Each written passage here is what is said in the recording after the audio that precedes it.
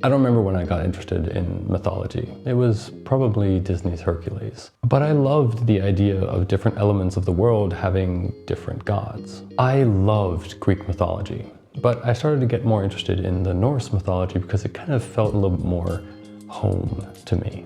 That was until I found out that Finland has its own group of deities and mythology called Kalevala. And then I was pretty disappointed. Unlike the Greek, Roman, and Norse counterparts, there wasn't really a lot to go on. For the longest time, the Finnish mythology was only told orally. There was no Iliad or Nibelungenlied that set any of these stories to paper. It wasn't until 1835 that the tellings were collected into an epic poem called the Kalevala by Elias Lönnrot. But by then, it was too late. Experts aren't certain, but they believe that the stories from the Kalevala reach as far back as 3,000 years. The most modern story, the arrival of Christianity, would have been from the Finnish Iron Age, which lasted until 1300 AD. So think of all the stories that have been lost to time. Because obviously when Christianity arrived, the clergy forbade any telling and singing of pagan stories. While I am very happy that there exists at least some record of this mythology, let me show you why initially I was a little disappointed. So I'm a big water guy. It's actually kind of ridiculous how often it pops up in my life. This armband here came from a Save the Oceans charity. My gamer tags are all somehow water-based. If I choose a color to wear, it's usually blue. And my favorite characters in media usually have something to do with water. Oh, and of course, when I chose a sport to do, I chose swimming. So obviously Poseidon, Neptune, and Njord were my bros. And when I heard of the Finnish mythology, the first thing I looked up was the water god.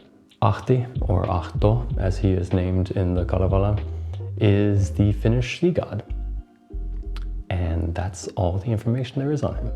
It is honestly a little frustrating going through Wikipedia and finding only 2 or 3 paragraphs on each of the gods in the Finnish mythology. But that is all the information there is.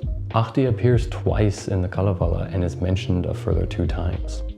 And that's it. But that doesn't mean that there's nothing out there. Akseli Gallen-Kallela has painted the most famous depictions of the Kalevala, from the death of Lemminkäinen to the final battle and many stories in between. Robert Ekman was also inspired by the Kalevala and gave us Ilmatar and Ukko. I learned about the Kalevala through this book, The Canine Kalevala by Mauri Kunnas. It tells the main story in a child-friendly way with some beautiful illustrations. And hey, look, it's Ahti. There's also a graphic novel version of the book that uses the original language of the 50 poems. And I have to mention this, otherwise my friend will not forgive me, but there's also an Uncle Scrooge comic book dedicated to the Kalevala called The Quest for Kalevala, written and inked by the legendary Don Rosa. So there is stuff out there, just not a lot.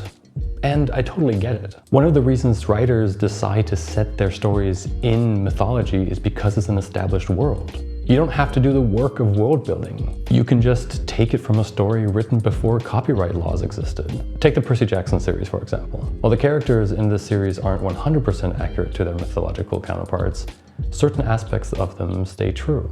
That way, the writer can lean on stories already told to push their own narrative forward. If you need a villain, take your pick.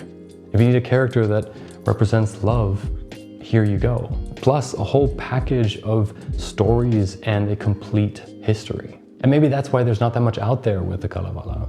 There aren't really other stories told in this world, at least that we know of. Thanks, Christianity.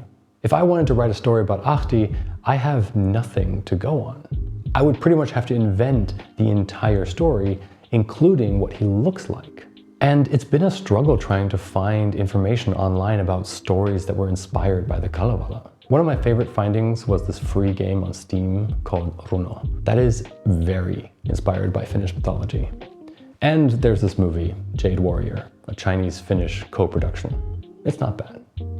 But that's it. Even a Google search just yields the same few comic books again and again. Who knows, maybe I am just one of very few who actually care about seeing Ahti, Ukko, and Ilmatar in pop culture. But who knows, Marvel did include the Finnish gods in a Thor comic in 1980. So maybe we'll get a Jumala Disney Plus series. Here's hoping. Thanks for watching. Peace.